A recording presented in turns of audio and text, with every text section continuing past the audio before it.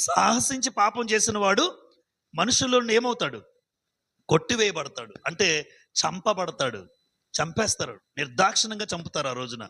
ఎందుకంటే ధర్మశాస్త్ర ప్రకారం తప్పు చేస్తే రాళ్లతో కొట్టి చంపాల్సిందే.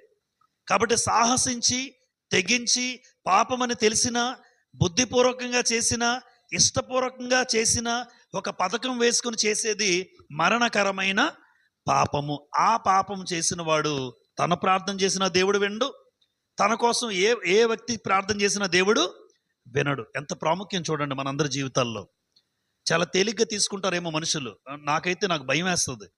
తేలిగ్గా తీసుకోవడానికి అవకాశమే లేదు.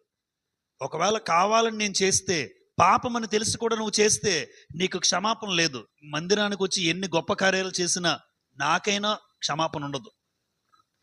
గొప్పగా వాక్యం చెప్పేసినంత మాత్రాన క్షమాపణ ఉండదు. నువ్వు కావాలని కోరుండి తప్పు చేసుకుని